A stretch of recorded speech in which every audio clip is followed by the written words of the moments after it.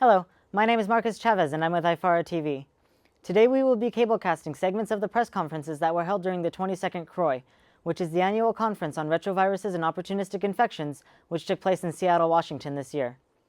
This segment will be presented by John Mellors, who is with the University of Pittsburgh School of Medicine.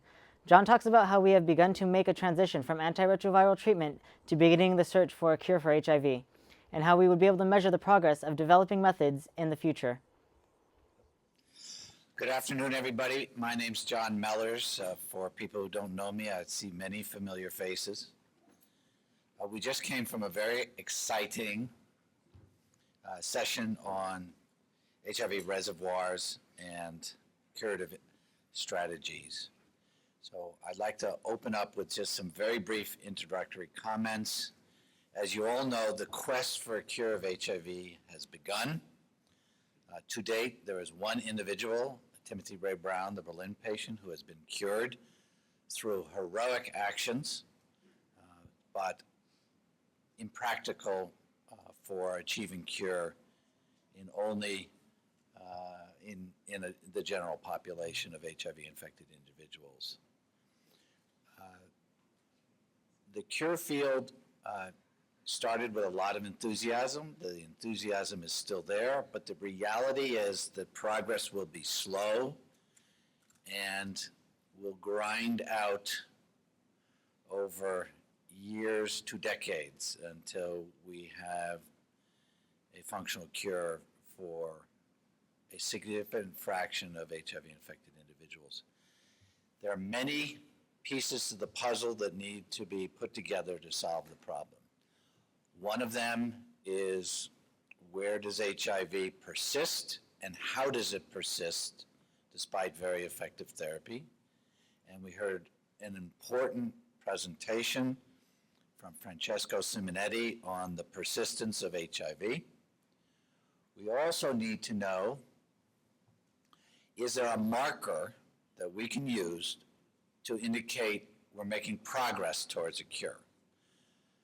So what was critical in the acceleration of antiretroviral therapy to its current state is a marker that substituted for clinical trials that relied on development of AIDS or death, and that was viral load, plasma HIV RNA. We do not have such a marker for a cure. We don't know whether we're moving successfully down the field towards a cure or not, and we don't have a practical means of measuring that. What we're resorting to is a treatment interruption or a intensely monitored antiretroviral pause, or IMAP, in which we look for initial evidence of rebound. And we have two very important presentations, one from Jonathan Lee and the other from John Frater, about initial analyses of potential biomarkers that would predict the time to rebound after stopping ART, with the goal being that if we can identify a biomarker, affect that biomarker, i.e. lower it, that we could understand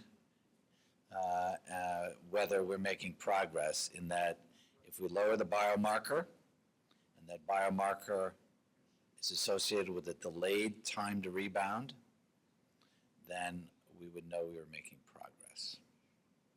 I hope that's clear. And lastly, we're all thirsty and hungry for interventions now that might get us closer to a cure. And in this field, unlike the field of antiretroviral therapy development, in this field, the primate model, the non-human primate model, seems to be a very important tool to test out new strategies that are really impractical to test out in clinical trials. Primate models can be set up, and experiments can be done in 6 months to a year. The average clinical trial takes 2 to 3 times that, and is resource intense and is associated with risks. So we're going to hear at the end from James Whitney, who's going to describe an agonist of a toll-like receptor 7